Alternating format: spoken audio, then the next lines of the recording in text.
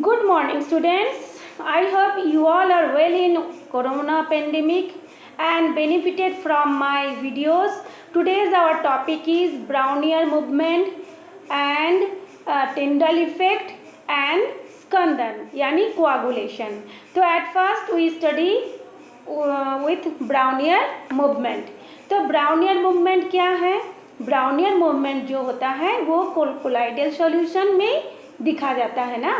तो कोलाइडी विलयनों में जो गतिज गुण होते हैं यानी कोलाइडी सॉल्यूशन का जो काइनेटिक प्रॉपर्टीज होती है उसमें क्या होता है, यदि हम उसको सूक्ष्मदर्शी से यानी माइक्रोस्कोप से यदि हम देखते हैं तो उसमें देखने पर हमें ये मालूम होता है कि कोलाइडी कण जो है वो उसके जो विलयन होते हैं विलयन में कंटिन्यू लगातार सभी दिशाओं में टेढ़ी मेढ़ी दिशाओं में गति करते रहते हैं, है ना, रैंडम मूवमेंट करते रहते हैं। तो कोलाइडी कणों के इस तीव्र जो अनियमित गति यानी जो रैंडम मूवमेंट होती है उसी को कहते हैं ब्राउनिया गति। ठीक है, तो सबसे पहले इसका ऑब्जर्वेशन किए थे, इसका अवलोकन किए थे 1827 में रॉबर्ट ब्राउन ने। उन्होंने क्या किए थे, उन्होंने जल में जो फूलों के जो पोलन ग्रेन होता है, पराग कण होता है, उसमें उन्होंने उसको स्टीर करके देखा कि उसमें ये टेढ़ी मेढ़ी दिशाओं में गति होती है। तो सबसे पहले ब्राउनियों ने देखा और उन्हीं के नाम से इसका नाम पड़ गया ब्राउनियन मूवमेंट। तो ब्राउनियन मूवमेंट में क्या हो गया, जो कोलाइडी विलयन में जो कण होते हैं यानी जो अणु होते हैं वो अनियमित दिशाओं मतलब सभी दिशाओं में अनियमित रूप से लगातार टेढ़ी मेढ़ी गति करते रहते हैं। ठीक है, तो इसी को कहते हैं ब्राउनियन मूवमेंट। तो चलिए हम इसको मैंने एक ड्रॉ किए हैं, देखिए फिगर ड्रॉ किए हैं कैसे वो गति करते हैं। ये देखिए इसमें है ब्राउनिया गति का प्रदर्शन लिखा हुआ है। हाँ, इसमें देखिए ये जो ग्रीन कलर में दिख रहा है वो मान लेते हैं कोलाइडल अणु है ना, कण है, कोलाइडल कण है। और उसका जो रेड में मैं दिखाई हूँ वो है उसका मूवमेंट। तो देखिए ये किसी भी एक निश्चित दिशा में इसका मूवमेंट नहीं हो रहा है, कभी ऊपर कभी नीचे, कभी लेफ्ट कभी राइट, कभी कॉर्नर पे कभी लेफ्ट कॉर्नर पे, ऐसे देखिए मूवमेंट हो रहा है, इसीलिए इसको कहते हैं ब्राउनियन मूवमेंट। तो देखिए एक बी जो है उसमें भी मैंने दिखाया है जो ब्राउनिया गति का कारण क्या है। उसमें देखिए इसमें भी ग्रीन इंक में जो दिख रहा है ये देखिए ये है जो उसका कोलाइडल कण जो होता है वो कण है। और उसका देखिए तीर का निशान जो एरो का निशान है, कभी देखिए वो राइट की ओर है, कभी देखिए वो लेफ्ट की ओर है ना, कभी इस साइड में है कभी इस साइड में है। ठीक, तो ये हो गया आपका ब्राउनिया गति का प्रदर्शन हो गया। ठीक, ये आप देख लिए। तो चलिए अब हम उसके बारे में और थोड़ा सा बताते हैं। जो ब्राउनिया गति जो होता है वो कोलाइडी कणों पर परिक्षेपण माध्यम के अणुओं की असमान टक्कर के फलस्वरूप होती है। इसका मतलब क्या हो गया, एक देखिए दो चीज होती है, एक होता है परिक्षेपण माध्यम, ठीक है, और एक होता है परिक्षिप्त अवस्था। तो ये थोड़ा सा कठिन भाषा है, इसको हम इंग्लिश में बोलेंगे डिस्पर्स्ड फेज एंड बोलेंगे डिस्पर्शन मीडियम। ठीक है, तो डिस्पर्स फेज किसको बोलेंगे, विलेय पदार्थ को हम बोलेंगे डिस्पर्स फेज, और डिस्पर्शन मीडियम क्या बोलेंगे, वो जो विलेय पदार्थ जिस पदार्थ में जाके घुलेगा उसको हम बोलेंगे डिस्पर्शन मीडियम। जैसे मान लीजिए दूध और पानी, ठीक है, हम घोलते हैं दूध को पानी में, तो दूध हो गया डिस्पर्स फेज यानी परिक्षिप्त अवस्था, और जो पानी होगा वो हो जाएगा डिस्पर्शन मीडियम। तो ब्राउनिया गति क्या होता है, कोलाइडी कणों पर जो परिक्षेपण माध्यम में मानिए जो विलायक है, विलायक में अणुओं की असमान टक्कर होती है। टक्कर मतलब एक दूसरे से वो टकराते हैं।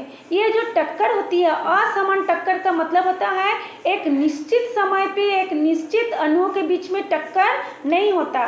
कभी मान लीजिए हमारे पास 5 अणु है, कभी ए जाके बी को टक्कर मार रहा है, बी जाके ए को टक्कर मार रहा है, ए जाके डी को टक्कर मार रहा है, डी जाके ए को टक्कर मार रहा है या सी को टक्कर मार रहा है। इसमें कोई निश्चित समय और निश्चित दिशा नहीं होती। इसको कहा जाता है असमान टक्कर। तो अणुओं की असमान टक्कर के कारण ये ब्राउनिया गति होती है। तो कोलाइड आरपी ये हो गया। अब ये सवाल होता है कि ये जो गति होती है कब तीव्र होती है और कब धीमी होती है। ठीक है, तो कोलाइडी कणों का आकार यदि बड़ा होगा, है ना, यदि आकार में कोलाइडी कणों का आकार बड़ा होगा तब उसकी गति क्या हो जाएगी, धीमी हो जाएगी। जैसे बड़ा बड़ा पत्थर टकराते हैं तो धीमी हो जाते हैं। और यदि ताप में भी कमी हो, यदि जिस विलयन का कोलाइडी विलयन का तापमान में यदि कम हो जाए तो भी उसकी गति क्या हो जाएगी, धीमी होगी। तो दो परिस्थिति में कोलाइडी कणों की गति धीमी होगी। एक तो कोलाइडी कणों का आकार में बढ़ना और उसकी तापमान में कमी होना। ठीक है, अब हम लोग ये हो गया हमारा ब्राउनिया गति। अब हम उसकी महत्व को देखते हैं। इसकी महत्व क्या है, इसका इम्पोर्टेंट क्या है। तो ब्राउनिया गति जो होता है हम लोग जानते हैं, जो द्रव पदार्थ होती है, जो गैसीय पदार्थ होते हैं, उसके अणु जो होता है रैंडमली इधर उधर टेढ़ी मेढ़ी दिशा में गति करती है, जो कि ब्राउनिया गति को ही प्रूफ करता है, पुष्टि करता है। ब्राउनिया ने जितने जैसे बताया था अणु द्रव और गैसों के अणु भी वैसे ही गति करते हैं। तो पहला हो गया, उसका पुष्टि हो गया यानी प्रूफ हो गया। दूसरा क्या है, ब्राउनिया गति जो होता है कोलाइडी विलयन के स्थायित्व के लिए उत्तरदायी है, क्योंकि इसके कारण स्थायित्व मतलब क्या है, स्टेबिलिटी। स्टेबिलिटी क्यों होगा, क्योंकि जो कोलाइडी के जो कण होते हैं वो अनियमित दिशा में क्योंकि टेढ़ी मेढ़ी गति करती है, इसलिए उस पर गुरुत्वाकर्षण बल यानी गुरुत्व बल का प्रभाव कम होता है, यानी नहीं के बराबर होता है, नहीं के तो नहीं बोलूँगी लेकिन कम होता है। इसी कम बल के कारण क्योंकि उसमें गुरुत्वाकर्षण बल कम लगता है, इसलिए उसकी जो कण होती है नीचे तली में नहीं बैठ पाता है। जैसे हम लोग निलंबन में पिछले जो पढ़ाई हुआ था चैप्टर माने लेसन में हम लोग देखते हैं कि निलंबन में अणु जो होता है माने कोलाइड जो कण होते हैं वो नीचे तली में बैठता है, लेकिन इसमें चूँकि अनियमित गति होती है इसलिए उसकी जो अनियमित गति के कारण गुरुत्वीय बल का प्रभाव से नीचे नहीं बढ़ता है। ठीक है, उसके बाद आता है आपका ब्राउनिया गति जो होता है एवोगाड्रो संख्या के मान के निर्धारण करने में भी सहायक होते हैं। एवोगाड्रो मान कितना होता है, नंबर 6.023 × 10⁻23 है, वो उस मान को भी मतलब ज्ञात करने में हेल्प होता है। ठीक, ये है आपका ब्राउनिया गति हो गया। चलिए ब्राउनिया गति का जो मूवमेंट है इसको मैं एक बार और दिखा दे रही हूँ थोड़ा सा। ये देखिए, इसको देखिए आप लोग फिर से एक बार इसको देख लीजिए। देख लिए, ये ब्राउनिया गति हो गया। चलिए नेक्स्ट टॉपिक पे हम जाते हैं, टिंडल इफेक्ट। हाँ, ये टिंडल प्रभाव। टिंडल प्रभाव क्या है, इसमें भी हम कोलाइडी विलयन के साथ ही पढ़ाई करेंगे। कोलाइडी विलयन में जैसे एक गुण हो गया ब्राउनियन मूवमेंट होती है, उसी तरह से इसका एक दूसरा गुण होता है ऑप्टिकल प्रॉपर्टीज। तो कोलाइडी विलयन में जो ब्राउनियन गति हम पढ़े थे उसमें हम पढ़े थे उसका काइनेटिक प्रॉपर्टीज यानी गतिज मूवमेंट। अब हम पढ़ेंगे ऑप्टिकल प्रॉपर्टीज यानी प्रकाशीय गुण होती है। तो देखिए इसमें से हम लोग एक तरीके से कोलाइडी विलयन का प्रॉपर्टीज भी हम लोग इसी बहाने पढ़ाई हमारा हो जा रहा है, साथ साथ हो जा रहा है। तो पहला हो गया था काइनेटिक प्रॉपर्टीज जो हम लोग ब्राउनिया मूवमेंट में पढ़े। अब हम पढ़ेंगे ऑप्टिकल प्रॉपर्टीज यानी प्रकाशीय गुण होता है, उसको भी पढ़ेंगे। प्रकाशीय किरण क्या होता है, प्रकाश किरण को जो वास्तविक विलयन है, जो ट्रू सॉल्यूशन है, यदि हम उसमें से पास होने देते हैं लेकिन तब उसके अंदर से वो प्रकाश जो पास होता है हमको दिखाई नहीं देता, जो ट्रू सॉल्यूशन में होता है। लेकिन जब हम लोग कोलाइडी विलयन में यानी एक तो थोड़ा सा दूध पानी में घोल कर ले लेंगे तो कोलाइडी विलयन बन बन गया, या स्याही को पानी में घोल लेंगे तो कोलाइडी विलयन बन गया। यदि उसमें से हम मध्य प्रकाश को गुजरने देते हैं तो उसके अंदर से, इस कोलाइडी विलयन के अंदर से एक प्रकाश का रेखा यानी मार्ग यानी एक रास्ता दिखाई देता है, यानी वो मार्ग प्रदीप्त हो जाता है। ये हो गया कोलाइड टिंडल प्रभाव। तो अंधेरे में यदि हम लोग एवं वो क्या, यदि उस जो प्रभाव को मैंने अभी बताया, यदि हम उसको एक डार्क रूम में, अंधेरे कमरे में देखते हैं तो उसमें एक चमकीले शंकु की तरह, शंकु मतलब क्या होता है, ऐसे शंकु होता है ना, शंकु की तरह दिखाई देता है, जिससे हम बोलते हैं टिंडल शंकु। और इस घटना को बोला जाता है टिंडल प्रभाव, या फिर इसको फैराडे टिंडल प्रभाव भी कहते हैं। तो चलिए हम उसको अभी दिखाते हैं। ये देखिए कैसे हो रहा है, देखिए कैसे हो रहा है। इसमें देखिए ये हो गया प्रकाश की किरणें। मान लीजिए यहाँ पे हम लोग एक लेज़र लाइट ले लेंगे, लेज़र लाइट लेके एक कांच में, एक ग्लास में थोड़ा सा दूध और उसको पानी में घोल के इस प्रयोग को हम लोग कर सकते हैं। लेज़र लाइट का ज़्यादा रेट भी नहीं है, आप लोग घर में भी इसको प्रयोग करके देख सकते हैं। तो ये देखिए ये प्रकाश हो गया, इसको हम भेज रहे हैं कोलाइडल विलयन में से। तो देखिए यहाँ पे हमने ग्रीन और रेड दिखाया है। इसमें क्या है, कुछ है कोलाइडल कण और कुछ है विलायक, ठीक है, यानी जिसपे हम लोग उस कोलाइडल सॉल्यूशन को घोले हैं। कोलाइडी कणों के द्वारा प्रकाश का प्रकीर्णन हो रहा है। अब ये प्रकीर्णन का मतलब होता है फैलाना, प्रकाश को फैलाना। जब प्रकाश इस अणुओं के माध्यम से जाता है तो वो जो अणु होते हैं या जो कोलाइडल अणु होता है, प्रकाश को क्या करता है, फैला देता है। जितने सारे अणु में से ये लेज़र लाइट जाएगी या प्रकाश की किरण जाएगा, उतने सारे अणु क्या करेगा, प्रकाश को फैलाएगा, यानी उसका प्रकीर्णन करेगा। फिर ठीक जैसे देखिए ये फैल गया, जब वो उस ग्लास के या कांच के, जो भी हम बर्तन लेंगे, लंबा सा ग्लास ले लेंगे या जार ले लेंगे, जब वो बाहर जाता है, मतलब कांच के ग्लास के अंदर से होता हुआ जब वो बाहर जाता है तो देखिए एक शंकुनुमा रचना का निर्माण करता है। देखिए चमकीला टिंडल कोन बनाया है, ये देखिए एक टिंडल कोन बनाया है ना, एक देखिए टिंडल कोन बनाया है। फिर इसको हम लोग कहाँ से देखिए ऊपर में एक हमने सूक्ष्मदर्शी माइक्रोस्कोप बनाए हैं, उसको भी आप लोग वहाँ से माइक्रोस्कोप से भी इसको देख सकते हैं। हाँ, ये देखिए ये है टिंडल प्रभाव का प्रदर्शन। और इसमें देखिए काला काला डॉटेड दिख रहा है, उसमें भी कोलाइडी विलयन, कोलाइडल के कण हैं, लेकिन हमने उतने ही शंकु को दिखाया जिसमें से लाइट पास हो रहा है, ठीक है। तो ये हो गया आपका टिंडल प्रभाव का प्रदर्शन। अब ये क्या होता है, ये प्रभाव जो होता है कोलाइडी कणों द्वारा जो प्रकाश दिख रहा है उसको हम बोलेंगे दृश्य प्रकाश। दृश्य प्रकाश किरणों को प्रकीर्णन के कारण यानी फैलाने के कारण होता है।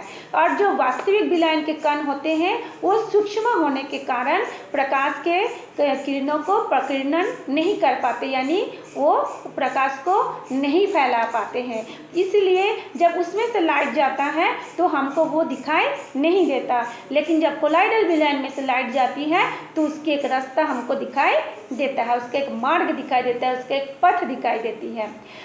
तो अब ये आता है जब परिक्षिप्त अवस्था एवं परिक्षेपण माध्यम में, परिक्षिप्त अवस्था, प्रावस्था मतलब विलय पदार्थ और परिक्षेपण माध्यम मतलब विलायक पदार्थ। जैसे दूध हो गया परिक्षिप्त अवस्था, पानी हो गया परिक्षेपण माध्यम यानी dispersed phase and dispersion medium. तो उसके अपवर्तनांक, अपवर्तन का मतलब क्या होता है, रिफ्रैक्शन, है ना। रिफ्रैक्शन क्या होता है, प्रकाश की दिशा जब मुड़ जाती है, किसी भी माध्यम में टकराकर प्रकाश की दिशा का रूप बदल जाना या मार्ग बदल जाना, उसको कहा जाता है रिफ्रैक्शन या अपवर्तनांक। तो इसमें विलय के परिक्षिप्त अवस्था माने विलय पदार्थ और विलायक पदार्थ के अपवर्तनांक में अंतर होने के कारण ये जो टिंडल प्रभाव होता है ये घटता है ना। तो इसमें जितना अधिक अंतर होगा, देखिए इसमें अपवर्तनांक में किसमें, विलय और विलायक के अपवर्तनांक में जितना अधिक अंतर होगा उतना ही टिंडल प्रभाव क्या होगा, प्रबल होगा, उतना ही स्पष्ट दिखाई देगा।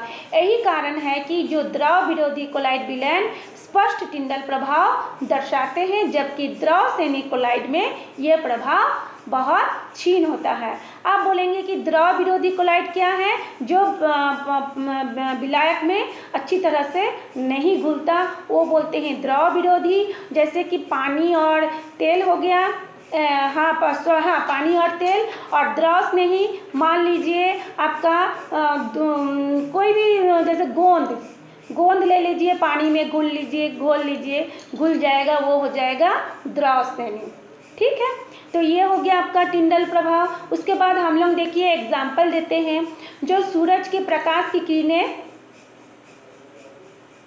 हाँ देखिए वो एग्जाम्पल क्या है, सूर्य के प्रकाश की किरणें जब हम लोगों का रोशनदान में से, वेंटिलेशन में से अंधेरे कमरे में आता है, प्रवेश करता है, या प्रोजेक्टर से जब हम प्रकाश किरणों को पर्दे पर गिराते हैं तो प्रकाश के पथ में क्या दिखाई देते हैं, धूल के कण तैरते हुए दिखाई देता है। यह घटना धूल के कणों द्वारा प्रकाश के प्रकीर्णन के कारण होता है, यानी धूल के कणों द्वारा प्रकाश के फैलाने के कारण होते हैं। और इसी कारण से हमारे आसमान नीला दिखाई देते हैं, जबकि आसमान क्या होता है, काला होता है ना। इसी कारण हमारे आसमान नीला दिखाई देती है, और समुद्र का पानी भी नीला दिखाई देती है, और तारे भी झिलमिलाता हुआ दिखाई देता है। ठीक, ऐसा ये समझ में आ गया। अब हम लोग नेक्स्ट टॉपिक पढ़ते हैं, स्कंदन।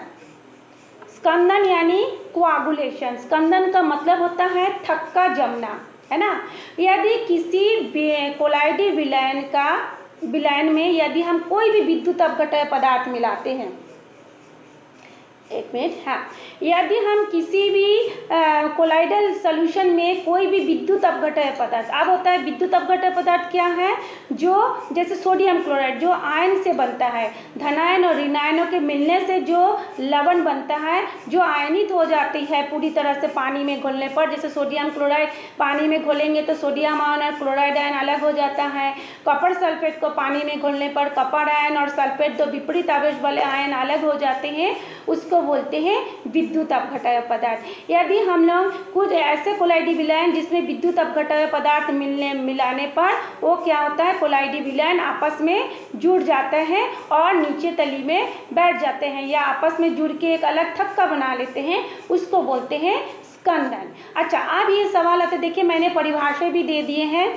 कोलाइडी विलयन में। देखिए मैंने एक परिभाषा दी हूँ, कोलाइडी विलयन में विद्युत अपघटय मिलाने पर कोलाइडी कणों के अवक्षेपित होने की घटना को स्कंदन कहते हैं।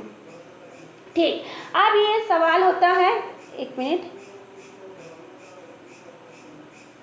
हाँ, अब ये सवाल होता है कि कोलाइडी विलयन में विद्युत अपघटय पदार्थ मिलाने से वो अवक्षेपित क्यों होता है, क्यों आपस में जुड़ के एक थक्का बना लेता है या आपस में जुड़ जाता है, क्यों? क्योंकि कोलाइडी कण जो होता है एक ही आवेश होता है उसमें, है ना। तो एक ही आवेश होने के कारण, जैसे मान लीजिए या तो धनावेशित होगा या फिर ऋणावेशित होगा, तो एक ही आवेश होने के कारण उनके अणुओं के बीच में आकर्षण नहीं होता है, जिस कारण उसके अणु दूर दूर भागते हैं। तो जब हम लोग विद्युत अपघटय पदार्थ मिलाते हैं तो क्या होता है, धनावेश ऋणावेश की ओर, मतलब वो जो कोलाइडी विलयन है ना, धनावेश ऋणावेश के साथ मिल जाता है, और कोलाइडी के जो अणु होते हैं वो फिर क्या हो जाता है, उदासीन। ये हमेशा जान लीजिए, धनावेश और ऋणावेशित आयन जब एक दूसरे के साथ मिल जाते हैं तो वो उदासीन पदार्थ बन जाता है। ठीक है, तो कोलाइडी कणों पर एक सा आवेश होने के कारण, मतलब या तो धनावेश या ऋणावेश एक सा आवेश होने के कारण वो क्या होता है, एक दूसरे से दूरी बनाए रखते हैं। किंतु जब विद्युत अपघटय पदार्थ थोड़ी सी मात्रा मिलाई जाती है तब विद्युत अपघटय के आयन कोलाइडी कणों के आवेश को क्या कर देता है, उदासीन कर देता है। इस तरह अनावेशित कोलाइडी कण इकट्ठा होकर अवक्षेप बना देते हैं। एक ही प्रकार के आवेश के कारण उसमें प्रतिकर्षण के फलस्वरूप होता है कि उसके अणु दूर दूर रहते हैं। यदि किसी विधि द्वारा इन कणों पर उपस्थित आवेश को उदासीन कर दिया जाए तो ये कण आपस में संयुक्त होकर बड़े आकार के अणुओं के रूप में अवक्षेपित हो जाते हैं। जैसे देखिए मैंने एक एग्जाम्पल दिया है, हाँ ये देखिए एक एग्जाम्पल है AS2S3 यानी आर्सेनिक सल्फाइड। वो कौन सा विलायन होता है? ऋणात्मक कोलाइडी विलायन में होता है। यदि उसमें हम NaCl यानी sodium chloride, sodium positive ion, chloride negative ion, या barium chloride, barium positive ion, chloride negative ion के विलायन की कुछ बूंदे यदि उसमें हम मिला देते हैं तो सोडियम आयन या फिर बेरियम आयन का धन आवेश AS2S3 कणों के ऋण आवेश को क्या कर देता है? उदासीन कर देता है, जिससे वो क्या हो जाता है?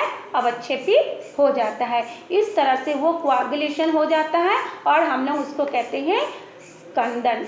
ठीक है, तो ये था आज का पढ़ाई। क्या था कि आपका टिंडल प्रभाव, ब्राउनियन मूवमेंट एंड कोआगुलेशन। इसको आप लोग पढ़िए, समझिए, बहुत सरल है, कोई कठिन नहीं है। मैंने अपनी तरफ से पूरी तरह से समझाने की कोशिश की है। यदि समझ में आए तो एक लाइक आप लोग जरूर करिए। यदि आप लाइक नहीं करते हैं तो मुझे समझ में नहीं आता है कि आप लोगों को क्या दिक्कत है। तो थैंक्स फॉर वॉचिंग मी।